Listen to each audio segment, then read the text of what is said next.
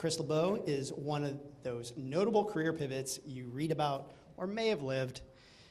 After working in strategic planning and marketing capacities for healthcare providers, consultancies, banks, and nonprofits, he now runs a cocktail education company. Decoding Cocktails was born out of Chris's longtime interest in mixology, which blossomed as he refined a process of simplifying mixology that made it accessible and exciting for enthusiasts. Fast forward 5 years, he has now taught thousands of people about the craft, works with bars, restaurants to improve their programs, and is an ambassador for the spirit company Spirit Bomb, which carries a wonderful array of Chris's favorite spirit, rum. So please welcome Chris LeBeau for Essential Ingredients, Why Purpose Matters When Shit Gets Tough. Okay. So I'm very happy to be here, and so thank you to my good friend Matt Minetti way in the back for spurring me to apply to do this thing. So as Eric kind of said, so I'm be 42 here soon, and for the first 16 years of my career, I wasn't an entrepreneur. I didn't really think about being an entrepreneur. I worked for banks, hospitals, pharmaceutical companies, nonprofits, consulting firms, and kind of just marched about in my merry life. Coincidental to this story, I like to say as well, one of my biggest supporters, also heroes, my father, who's right there in the back in the black jacket, he's been an entrepreneur for most of my life. And yet, despite all the ways in which I've always looked up to him, I never thought, oh, I want to do what Dad's doing. So it was very interesting to me when suddenly I was like, I kind of found myself running a cocktail business. And so Eric already did half the work for you by telling you a little bit about the business, but I want to tell you a little bit about what Decoding Cocktails is. I want to tell you about what I think the quote-unquote secret sauce is, and to this whole idea of purpose, I think the fuel, the things that I think entrepreneurs need to kind of power their journey ahead. So that's kind of what I want to cover today. You'll notice there is no slides or anything like that. At the very end, if I reference something, there'll be giant ass QR codes that can be scanned that will kind of take you to a little Google Doc, no email address, nothing required, but like the references that I think matter from the talk.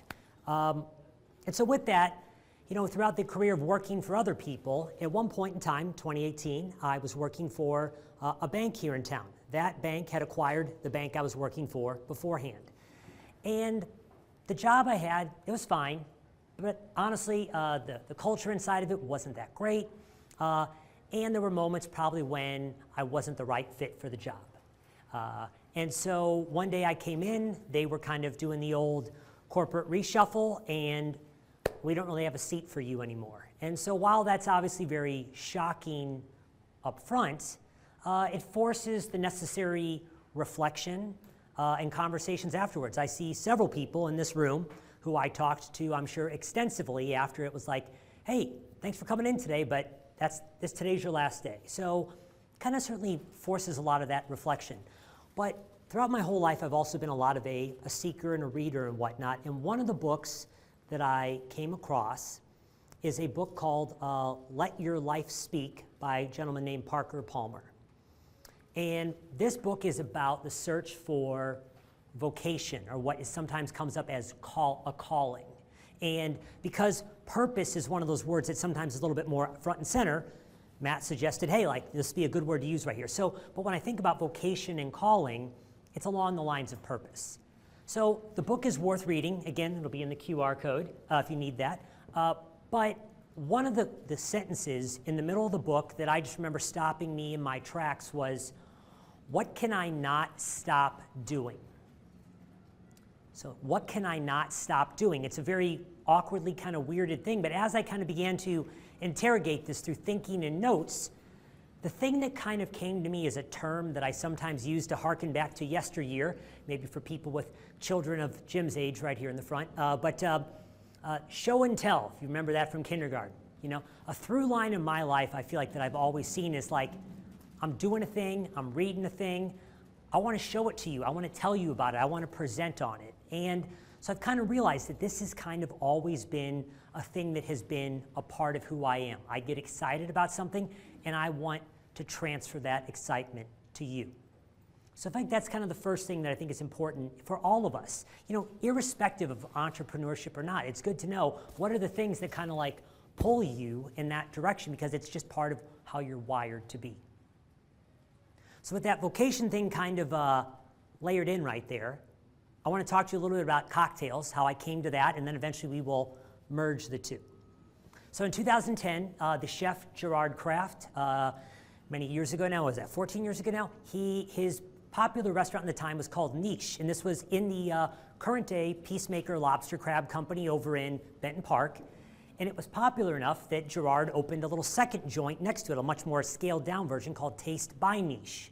And he brought in the bartender Ted Kilgore and his wife Jamie. Today they own Planter's House over in Lafayette Square. If you've been, not, go say hi to them. They're good people. But I went there with my girlfriend at the time, and we walked in the door, and immediately it said nothing about a bar that I'd ever seen before. There's all these little tincture bottles out front. That was not happening back then. There's all this like stirring and shaking happening, which again is still not common sometimes. I can remember still looking at the menu and seeing the word cherry herring listed, and I was like, what in the hell is that?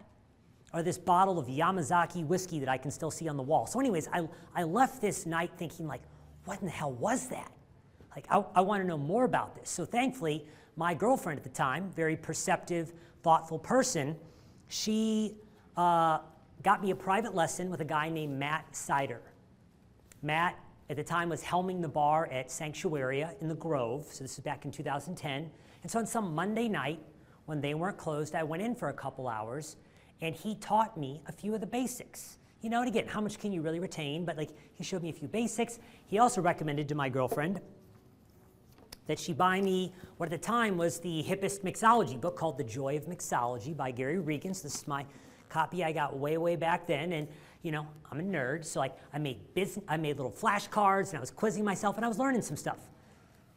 The next 4 years or so, story for another time, ask me afterwards, not necessarily today's talk, life was kind of all over the place enough that mostly got put on hold. But in 2015, I found myself in an apartment and started pulling things off the shelf. Started making a handful of drinks and getting back into the fold of things a bit. And it was around this time that I became friends through another friend with a guy named Tim Wiggins. Tim is the owner of the restaurants Yellow Belly and Lazy Tiger. At the time, he was helming the bar at Retreat Gastropub. And again, another story for another time, I talked Tim into hosting an event on a night they weren't open on how to think about home bartending. And so 16 of us on a Tuesday night went in, and Tim and his lovely wife, Lauren, they made a little freaking handbook, a semi-incomplete guide to home bartending, and we all had fun. But at the very back of that, it's like, hey, you want to learn more? Read all these books. So that is what I started doing, and started making more drinks.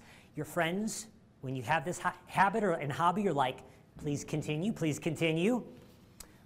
So fast forward to 2018. 2018 happened earlier in the talk, so not long before the bank said bye-bye, I read a book called The Cocktail Codex.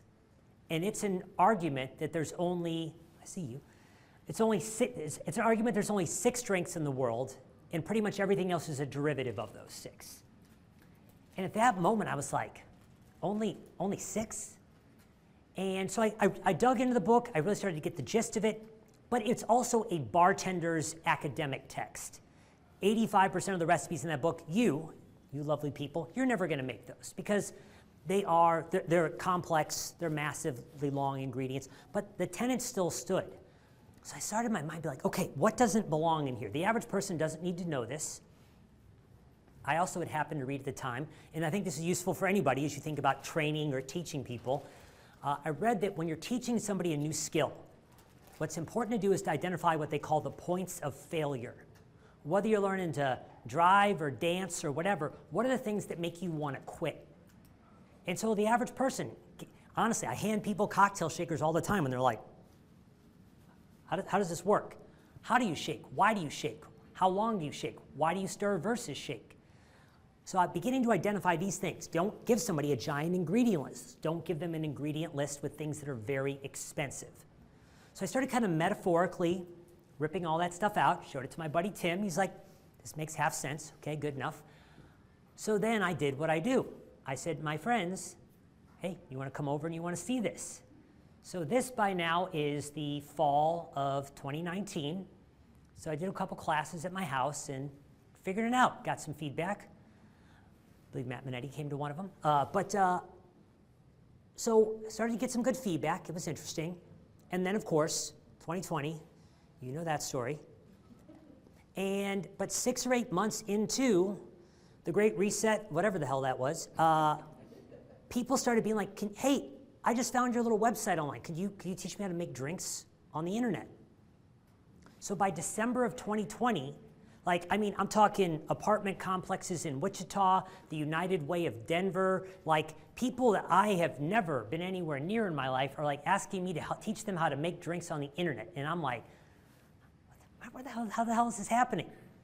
But by March of 21, I was like, maybe this is just what I do full time now. So this is the story of how at 38-ish, I became a bartender, so to speak.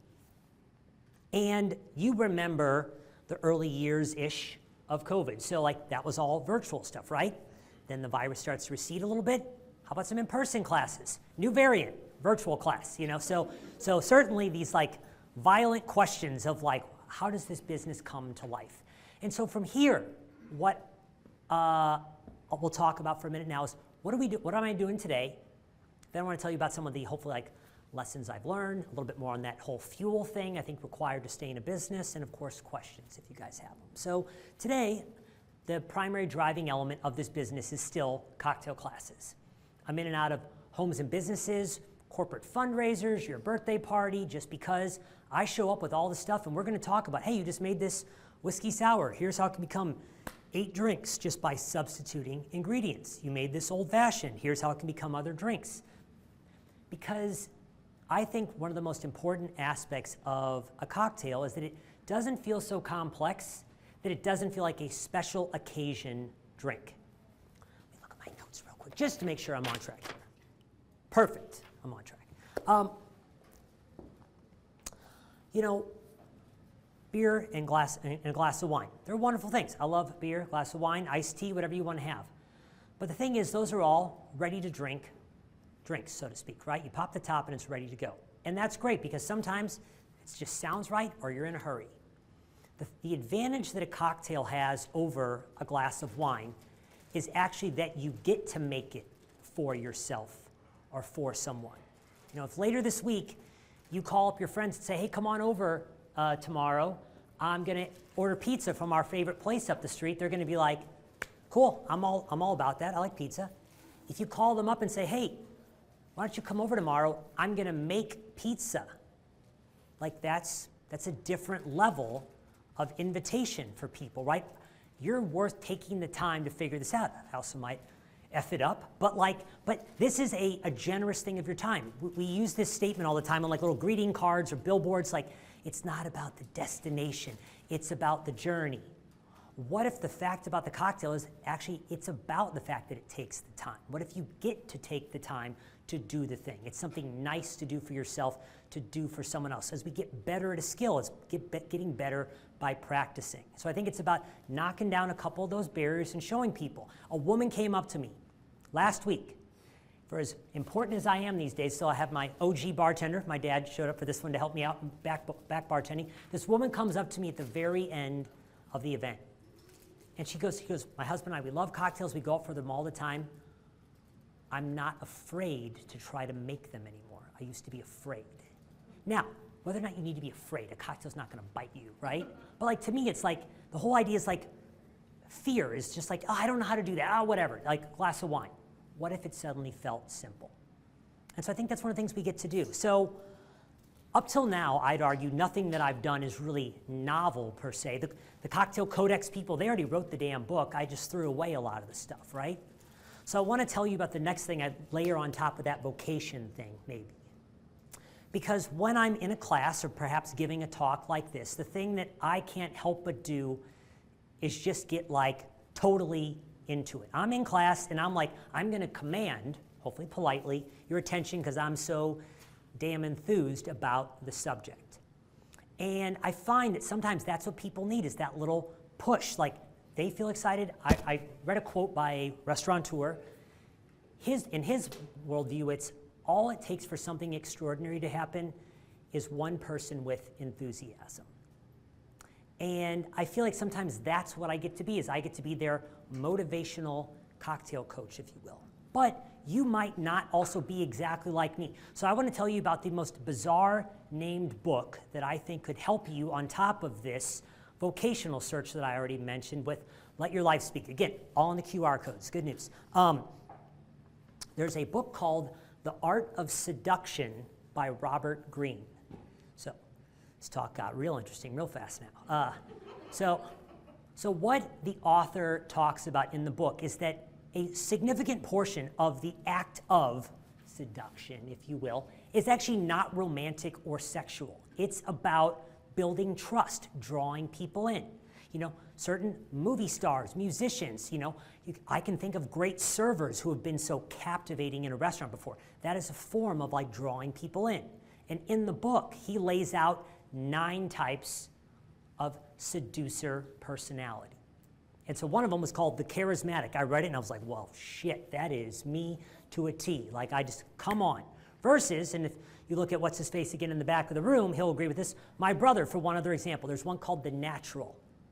And this is someone who has a childlike embodiment in their life. This is someone who, screw the rules, like, let's just have fun and figure it out. My brother's the one dancing around in crazy costumes at festivals, and people are just like, what's that guy doing over there? So I think why I'm telling you all this stuff is that starting a business is definitely one of the most rewarding and also one of the most freaking frustrating, hardest things I've ever done. So I think one of the other things that's important about calling and the things that make you feel like yourself, genuinely, you use this seduction personality to feel more genuinely you, not to deceive people, is so that all the moments that it sucks, because there are so many moments, you have that fuel to keep going, right? So hopefully that you're more pleasant to work with and a more alive person to deal with as a client, but also, because like, listen, people come up to me all the time, it's true. Wow, cocktail business, that's gotta be a lot of fun. Sure, it's fun, but also the reality is, like, bookkeeping, it's not fun, Juicing limes 3 hours before an event, it's not fun. I don't know if you've ever carried a milk crate full of booze in the rain at 11:30 at night after working for 4 hours, it's not fun. But hopefully the things about what you're doing bring you to life enough that it makes going through all that crap there in the first place. So I think that's part of what we're doing, is we are beginning to like find those internal drivers that make us feel like this is actually worth my time. Where the heck are we? Okay, perfect, good. Another thing that I think is useful to think about in terms of who we are as well, in terms of why we're starting this business. My friend Brian works for a wealth management firm here in town, and he actually works in the division that helps entrepreneurs sell their businesses. And so they have an association they belong to called the Exit Planning Institute. And according to the Exit Planning Institute, a year after selling their business, 3 out of 4 entrepreneurs report being very unhappy. Very unhappy. I want to tell you a quick thing that I heard from another entrepreneur a while ago that I think begins to think about this. This entrepreneur I was talking to, and they told me, I looked around and realized I don't really have any hobbies at all. And you don't have to be an entrepreneur to have no hobbies, but an entrepreneur, a company, will begin to eat your life if you're not careful. And the question is, if building a business is this hard, because it is very hard, why are we doing it? And I think what that research tells us is if you get all the money, but you have no plan afterward, you don't know why you did it, you've got a boat, you've got 2 houses and all these things, but after a while, you don't have anything left in your life. So I think for me, and I want to tell you about where I think this business is going, but I also so this wasn't in the talk, it was in the final rehearsal right before I came here, so I'm deciding to put it in.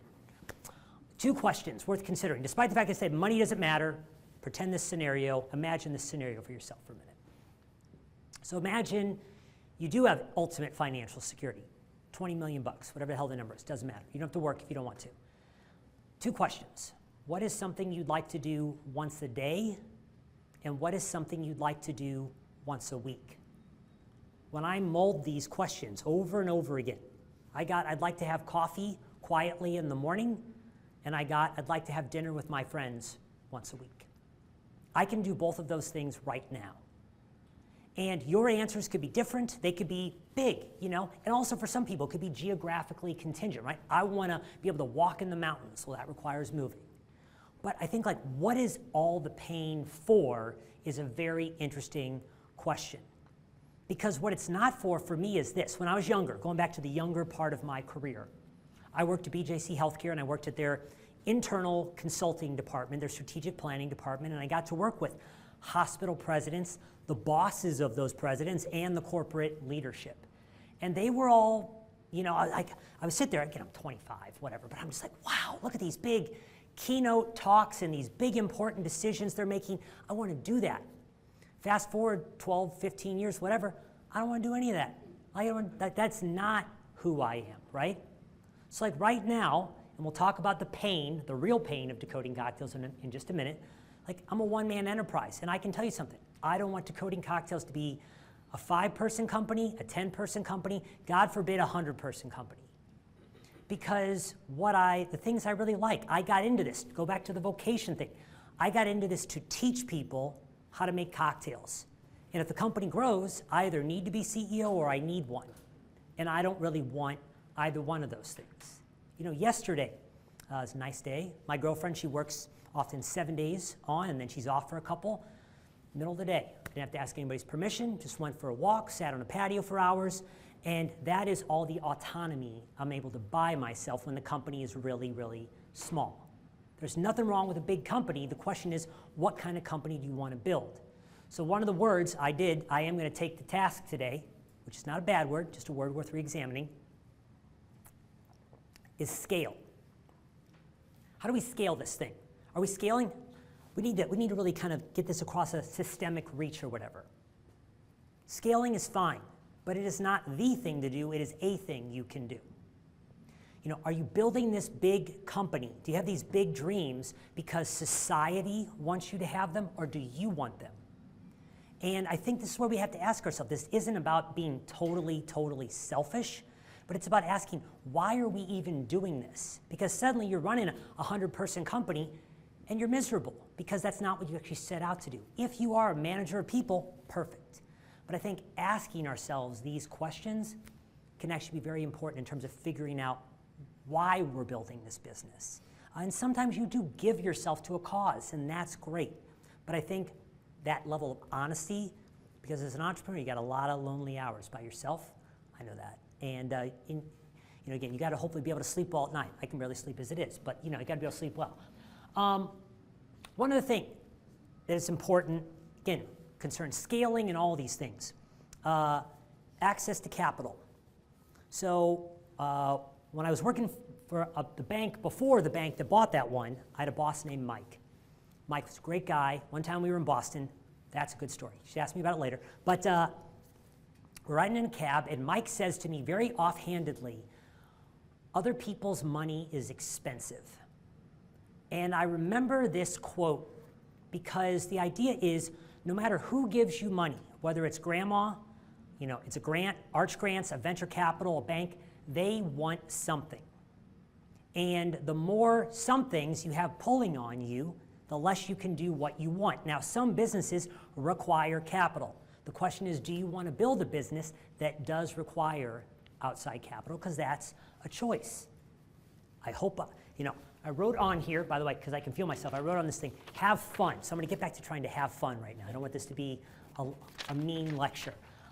I just think it's an interesting re-examination of the things that we see we're supposed to do. Oh, look, I could do this thing. And you can, but again, why are we doing this? I feel like a lot of this is about figuring out how to get to the end of the road and be like, I'm glad I made those choices. We'll see if that happens for me, but just a quick thought on that. So where in the heck is this business today? So a couple of lessons learned for me, a quick close, and hopefully Then if there's questions, we can answer them. So 4+ years in, where are things at right now? What I've so far discovered about the cocktail class business is it's very seasonal. And if you could annualize Q4 and the early part of Q1 for me, this business is great. But that's not how it's panned out. So I've got this spirit company that I chased down because I like their products. I'm now repping them a little bit in the market. I've started to kind of enter into conversations with some bars and restaurants.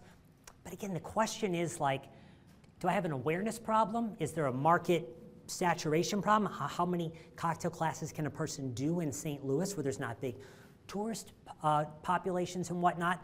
So the question is like, you know, do I add on new product lines? Do I work with any brand that will have me to try to conglomerate that? Because at what point in time do I say yes to a brand that I actually don't respect, right? Again, at what point in time, going out of business or being bankrupt, neither one of those sounds like a good idea. But like I'm regularly confronted with this idea that people can love what I do, and it still doesn't mean I'm gonna make it. I'm rooting for myself, I'm pedaling like hell, but it's this reality that like it can look cool on the outside, but it doesn't mean that's how it's going on the inside. The other thing that I think is important to try to figure out, and this is, I mean, in general for life, but because entrepreneurship is plenty hard, I feel like there's the moments when like a big contract has like placed itself in front of me. And before it gets signed, or God forbid they even give me the money, I'm celebrating the W, I'm chalking it up, right? And then it doesn't happen. And like the crash from that is just, it's terrible, because you got to figure out how to come back from that. So I feel like finding the ways when you're running your own business to not have too much attachment to the outcome, but to the process, right? Like showing up to make the calls, got to celebrate the wins when they happen, but like, God almighty, the number of times I've been like, I'm just like, oh, like it's like, so I feel like that is another thing that's important internally to grasp onto about this, is how do you keep going? If you're a person who's at least that kind of thing happens to. Okay. Final thing as we kind of wrap up here. It's been a bit of fun, interesting week in the course of our nation's history for sure, regardless of, you know, a person's outlook. It's been a turbulent week or so, and so I've been left thinking about humanity quite a bit. And so AI, another tool that could be talked about quite a bit during Startup Week. I've got an AI tool that I like to use as well. Like I fed this talk into it. Hey, what do you think about this? Hey, this is unclear or whatever. Clean this up. Good points. I think AI can be quite a valuable thing. But I think in a moment when we are seeing a lot of our world automated, it raises a question of how do we make our business even more human? So 2 books for the end. I think you can ask him afterwards. You'll be like, will you stop with all the citations all the time? This book, Unreasonable Hospitality, is written by this restaurateur, Will Guidara. And they basically asked this question: what if we invested as much money in the dining room services of our restaurant as we invested in the kitchen? Because in a way, so often restaurants, you know, the restaurant, the tables where we showcase what the bar put out, what the kitchen turns out. What if our service was at that level? And what they found was it wasn't about putting out even nicer glassware. It was about being more thoughtful in what they did. So, and I think what they learned in the restaurant was so often it was about researching to understand customers. It was about listening to what they said. And so I think there are many moments when we can find for ourselves that trying to figure out how do we make our business more human, to where people want to work with you even more, right? It's like your service can be great, but if your people are just, if they are just getting on, people are going to be like, man, I just love going over there. And so finding the way that you can light your staff up or yourself up so that people feel like they're just on their side, I think that's very important. So finally, a book I finished just last week, started making changes on my business just last week, a book called Right Thing, Right Now by a guy named Ryan Holiday. So Ryan's written a lot about stoicism and whatnot. This book is about the idea of justice. It's written about the idea of character, morality, and these things. And in the book, there was this line, and I was reading, it just leaps off the page. He goes, "It is much easier to be a great person than a good person." And I think about as the year winds down and a new year starts for us. Best year ever, right? Stretch goals, revenue targets. Like this year, this personal best, right? But what about the times when we can just also do the thing that's right, the thing that's good? So for me, so it's not just all lecturing at you to do this thing. Commodity agriculture is a thing where a whole bunch of product is thrown into a big silo and it just spills out into whoever buys it, right? So sugar, plenty long history that is not a good one. And even today in the modern day world, where some sugar comes from is always questionable. And when you're in a cocktail class with me, you don't know anything about my simple syrup. And guess what? I actually don't know anything about it either because I just bought whatever is cheapest. And I was like, you know what? But these are the things that I know at night. Is I see all the limes and lemons I throw away. I stare at all the plastic cups that go into the trash. Nobody's complaining at me. But I was like, okay, well, the first thing I can do immediately is stop buying commodity sugar, and I can start buying this. The guy begins to wrap up to the book by saying, it's not a principle if it doesn't cost you money. And so I think for me, it was like, okay, I'll pay 30% more for sugar because, it's like, hey, if I can sleep a little better at night knowing I'm making the right decision. Because I think at the end of the day, hopefully if we're building a business, it's about something we're proud of. Hopefully something we'd be proud if someone was looking over our shoulder and didn't realize it. They'd like to see the decisions we were making. But it's also a thing about doing it despite the fact of whether people know or not.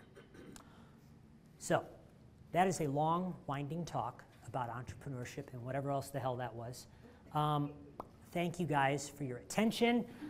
Just in case you would like them, you're welcome to scan this thing or whatever. I have little cards here if you ever have questions. And I am happy to answer questions if you guys have them. Anyone have questions? And if you don't have any, let's party. Oh. Yeah. It seems like. Oh, I think because they're taping it, they need to. I'm not that. Yep. Hi. So thank you. And seems like you're a big reader. Sure. So I'm wondering what books you'd recommend that are not in that QR code that you couldn't figure out a way to squeeze into the talk, but that you've enjoyed either recently or all time, either one. Man, so many books. So Let Your Life Speak is probably the book that I've actually gifted the most. But if I had to say something else, man. I know. For some reason, my brain is actually misfiring. There's a book called, so while the word may not always play as well, there's a book that was written in 2010 by a gentleman named Seth Godin, Godin. He has a book called Tribes, and it's about building groups of like-minded people and leading them. Again, the word tribe is one that we've kind of worked with since he wrote that, but I was having this conversation this morning with my dear friend, Chris Bay, about before and after moments in your life. And I remember on an airplane reading that book and just feeling like the author was just right, talking directly to me. And so that's the other one that comes to mind right away for sure. In the back over here with their venture shirt right here. Oh, of course. Man, Pat, point those QR codes over here. So I think you made a really interesting point, and I think it's something that a lot of entrepreneurs struggle with, right? It's how do you define your work-life balance, or how do you define your time? And so as you were thinking and stating, hobbies are very important. How did you determine that your hobby would become your entrepreneurship, and then how do you separate the two? Because I think you're right, it can consume you. So the answer is, at times, my work-life balance it fluctuates. That guy right there, my girlfriend and a handful of other people are people who calm me down. I am a very excitable person. She is a very mellow person. Being with her levels me out for sure. So yeah, I think when you're at the start of an entrepreneurial journey, you just don't know.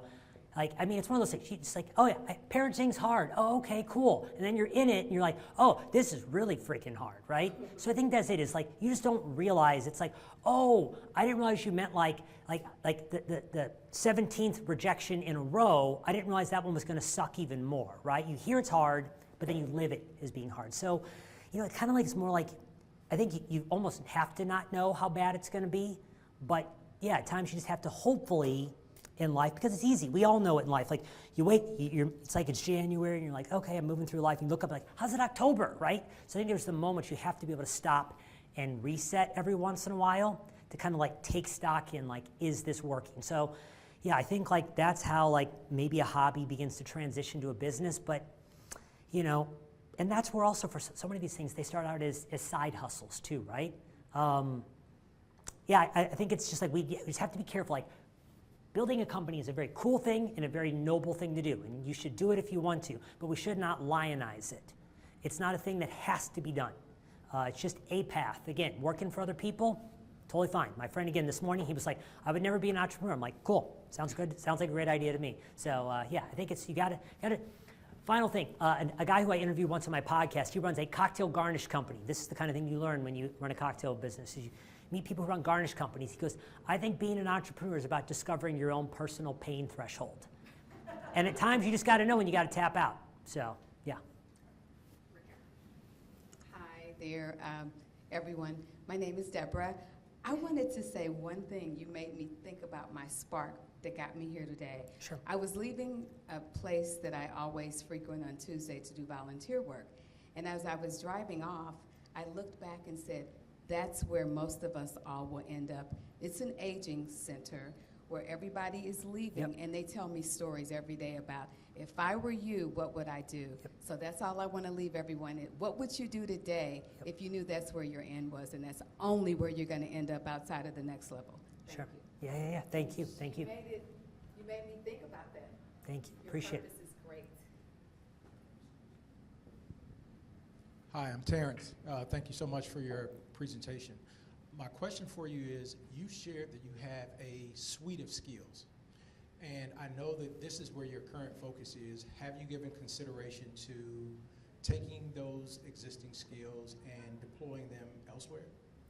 So like in fields outside of like cocktails and mixology, so admittedly, there are moments when you, in the middle of the night as an entrepreneur, when you're like, is this working, right? I feel like I have given myself enough to this industry. Was it Terrence? Sorry. Yes. Yeah, that there are moments I'm like, I sure hope this is going to work, but I feel like I have found a home in this industry. I think the question is, in the long run, between all of us friends and all of you way in there in the internet, is will I do it under my own accord, or will eventually I end up working for someone else because the pain becomes too much? So, but right now I think like I've kind of found where I belong for now. It's more a question of like, who's running the show?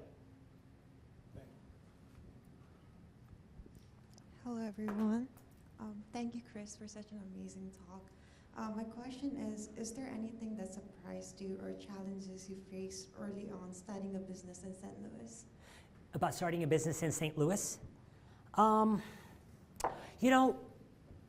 guess, it was started during the pandemic, so it was interestingly devoid of that. But yeah, I think, quickly the mentors that I developed, many of them run hospitality programs here. And I think it's just, I think people are very, very giving. I've told Tim at Yellow Belly more than once, and Matt Longville, who runs the Vandy, more than once, like, you guys need 1-900 numbers for when I call you so you can charge me for my time. But people are extremely giving. So I guess, and like, I don't know that that's a locally St. Louis thing, but I think, we live so much of our life behind this screen. And I think just the moments of like sitting down with somebody face to face and asking them questions, or building that trust where you can call them, I think is very invaluable.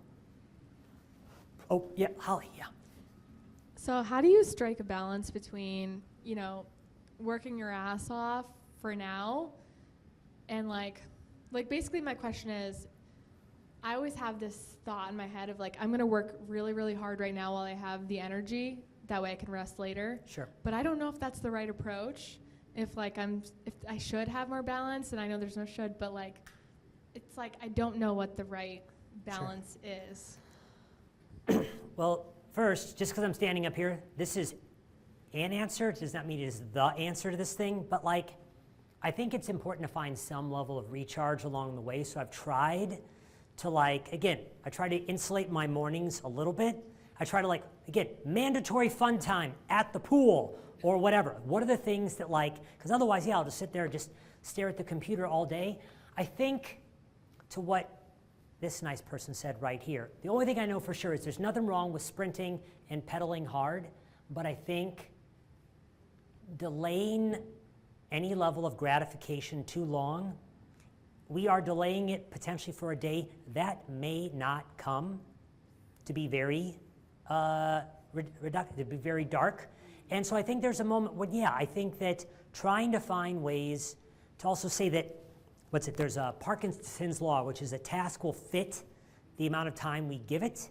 And so giving yourself the morning or the afternoon to work, but then being like, hey, Holly, you have an appointment with Holly at, the park. So I think trying to schedule in mandatory fun and like, so do what you will with this.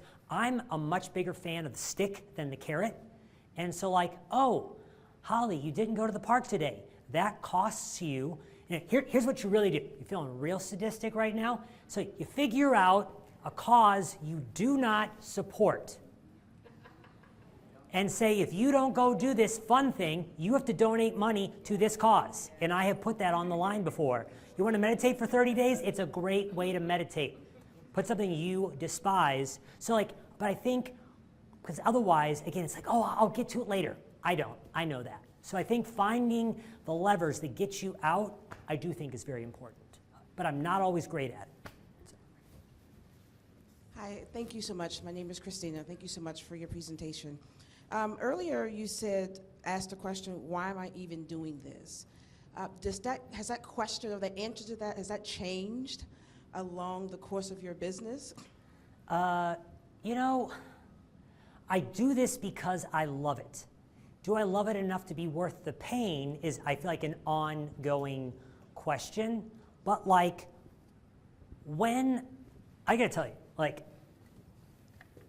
when I'm teaching a class, and this happens all the time, it's crazy. Like, I mean, teaching a class and people are just like, on the table, this drink is incredible. Oh my God.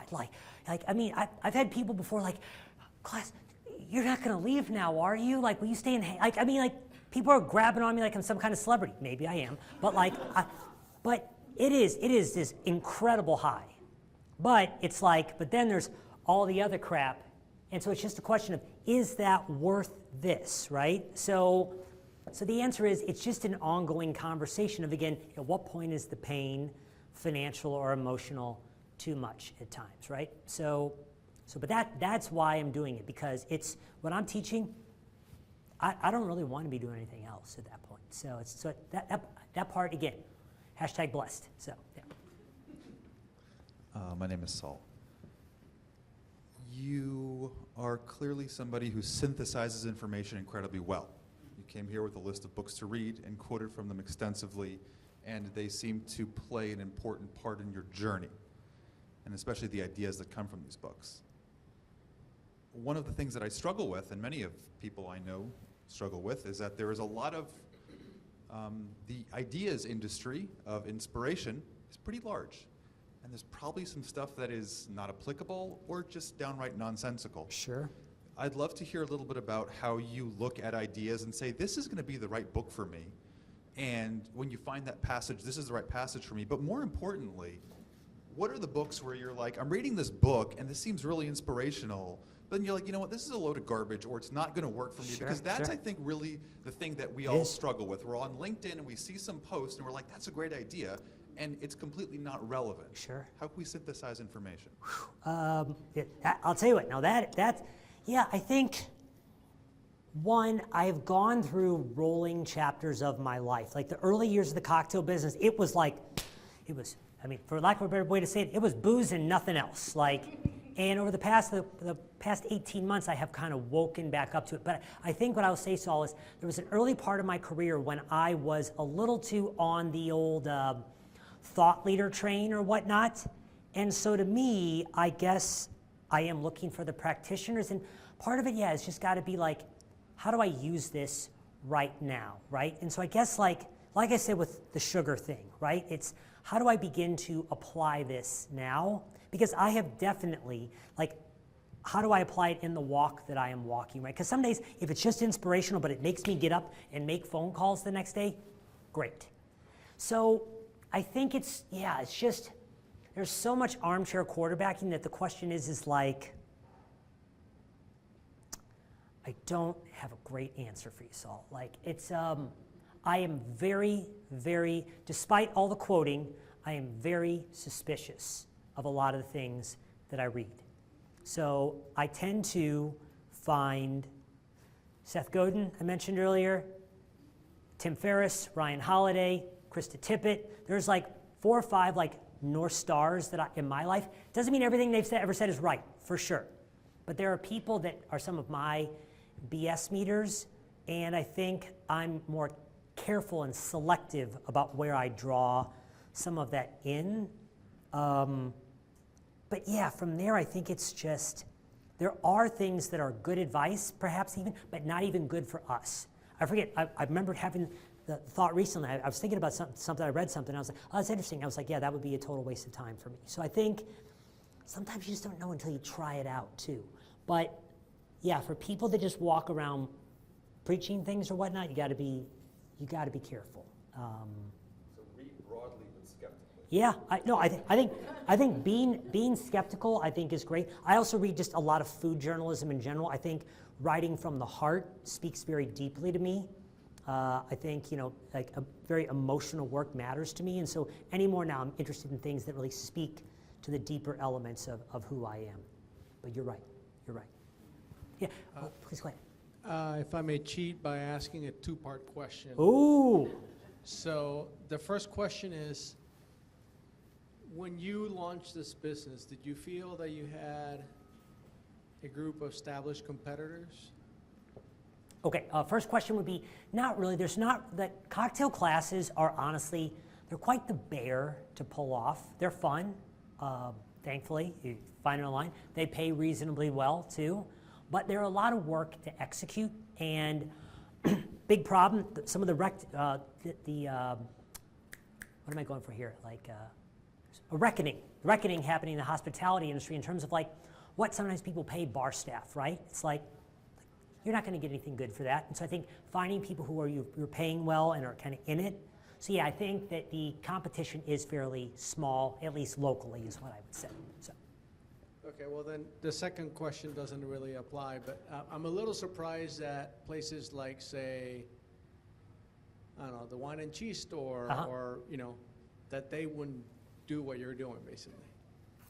You know what I mean? Yeah. Because they're not like, I mean, they're big, but they're not the national brand, right? Yeah. Where they could. So it's interesting that they didn't pursue this path as a way to, I don't know, amplify its connection with customers and all that. Yeah, I mean, so I know the people that own wine and cheese place. I talk to liquor stores all the time, grocery stores. I'm like, see all this stuff? Nobody knows what any of this does. Exactly. It's so and when I say it to them, they go, "Yep," but they have not seen the investments. I have been in the room with the Deerberg family, be like, "See all this crappy on the shelf?" Nobody knows what in the hell it is. So I don't know what it takes to get people on. I will say this also. Food is 15 years, 20 years, 25 years ahead of drinks.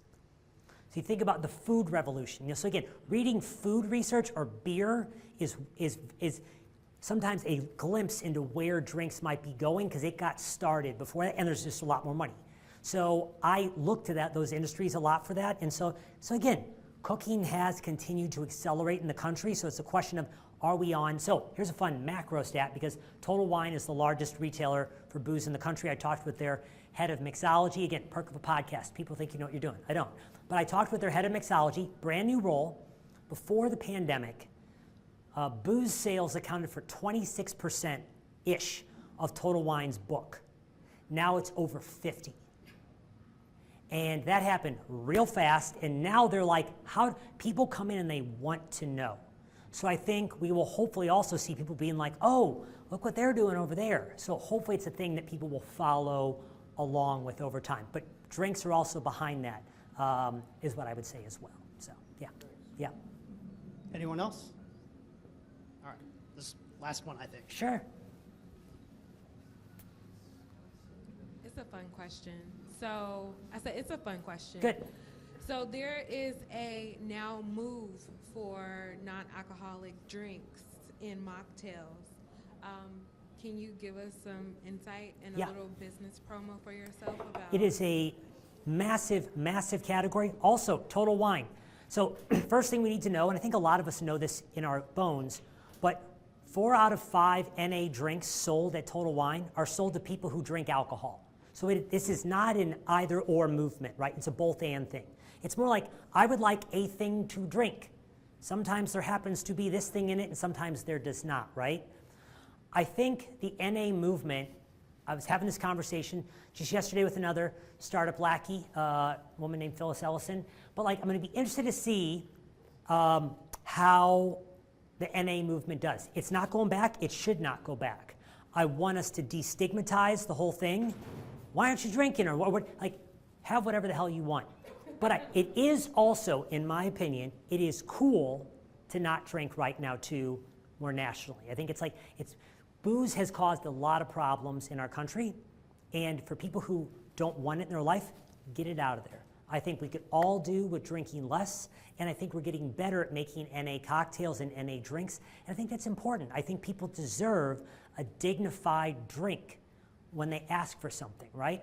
I ask for NA cocktails very, very carefully, because a lot of times it's just a giant, it's just fruit juice, right? So it's just like, a lot of times it's just a sugar bomb. And you might be okay with that, but I think part of the reason why a lot of bars will say, oh, our customers don't want an NA drink, you know? They're not asking for it. Well, they're asking for soda or club soda, or they're just leaving, but it's because they sell garbage. If they put as much effort, how much effort do you put into the food in this bar or restaurant, right? How much effort do you put in the food and drinks? Well, we don't have anybody who knows that. Well, say no more, right? You don't just let people walk, hey, do you know how to make burgers? No, not really. Well, go figure it out, will you? No, you don't, that's not how it works. Bartenders, hey, can you make me this thing? No, I've never done that before. Well, make it anyways. No. That shouldn't be how it is. So I think, to get back to your question, I think we are taking the NA movement more seriously now, and I think it's very important, because I think people always deserve something that is delicious if they're going to be paying you money for it. And so I think we're going to continue to see it growing, which is very important right there. Disregard the whole rant about, I'll be curious to see in 10 years if the NA trend continues to grow or if it begins to level out. I don't care, I'm more interested, because I feel like sometimes right now there's a little bit of blowback, but we will see. So. All right. I have a follow-up. Oh, you know what? I think we're done, but you and I will talk right after this, okay? Okay. Perfect. Thank you, everybody. Let's thank Chris LeBeau. Thank you.